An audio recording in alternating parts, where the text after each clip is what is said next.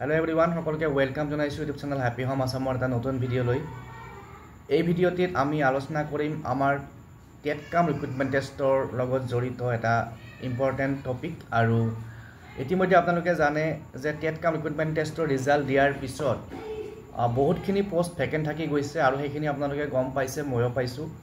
এতিয়া আমি শুনিছো যে সেই পোষ্ট গেটাৰ কাৰণে ৰি এডভাৰটাইজমেন্ট বা পুনৰ এডভাৰটাইজ ওলাব আৰু কেতিয়া ওলা আমি হঠিকে ক'ব নোৱাৰিম কিন্তু ওলাব বুলি আমি শুনিছো বা আপোনালোকে শুনিছে এটা ইয়াৰ লগত ৰিলেটেড এটা আপডেট আজিৰ এই ভিডিওটি ডিসকাস কৰিম গতিকে আশা কৰিছো ভিডিওটো শেষলৈকে চাব আৰু চেনেলটো যদি নতুনকৈ আহিছে সাবস্ক্ৰাইব কৰি ল'ব এনেকুৱা ধৰণৰ আপডেটস পাবৰ কাৰণে বা টিচাৰ ৰিক্ৰুটমেন্টৰ লগত ৰিলেটেড আপডেট বা গভৰ্নমেন্ট এমপ্লয়ৰ লগত ৰিলেটেড আপডেট পাবৰ কাৰণে চেনেলটো সাবস্ক্ৰাইব কৰি ৰাখিব তো আমাৰ যেহেতু পোষ্ট ভেকেন্ট থাকি গৈছে আমি এডভাৰটাইজ হ'ব বুলি শুনিছো কিন্তু আজি এটা আপডেট আহিছে যে আমাৰ এডুকেশ্যন ডিপাৰ্টমেন্টে যিমানবিলাক আমাৰ অসমত হাই স্কুল আছে বা হাই সেকেন্ডাৰী স্কুল আছে গোটেইবিলাকৰ পৰা 2025 চনৰ ডিসেম্বৰ মাহৰ 31 তাৰিখলৈকে যিমান গ্ৰেজুৱেট টিচাৰৰ ভেকেন্সি খালি হ'ব তাৰ ডিটেইলছ বিচাৰিছে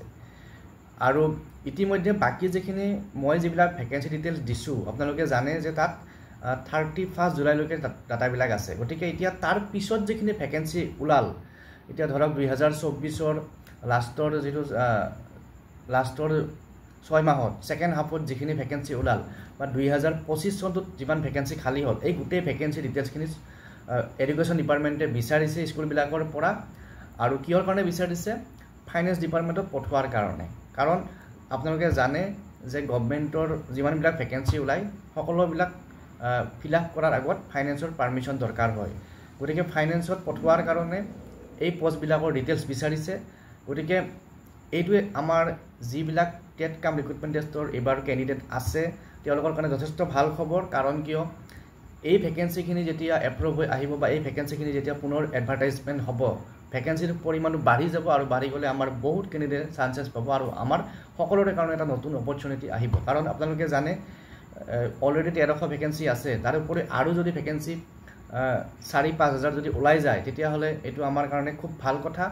গতিকে হয়তো বেছি হ'ব মই এটা জাস্ট আনুমানিক কৈছো গতিকে আজিৰ এই ভিডিওতে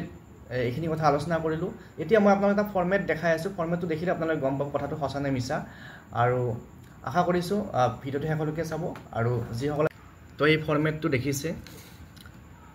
এই ফৰমেটটো আৰু এইটো ফৰমেটটো হৈছে ফাইনেন্স ডিপাৰ্টমেন্টৰ ফৰমেট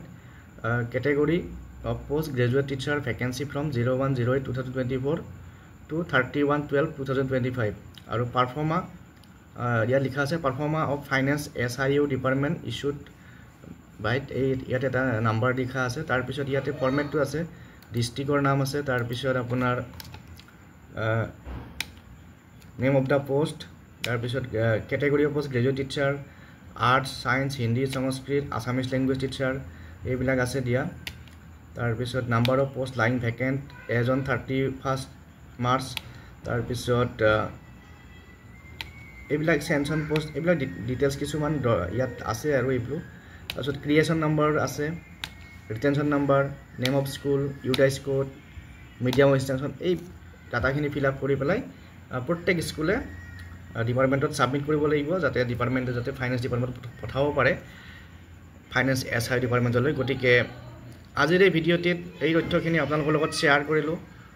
নেক্সট ভিডিওত আৰু ইয়াৰ লগত ৰিলেটেড টেট কাম ৰিক্ৰুটমেন্ট টেষ্টৰ ৰিলেটেড ইনফৰমেশন লৈ আহিম চেনেলটো চাই থাকিব ধন্যবাদ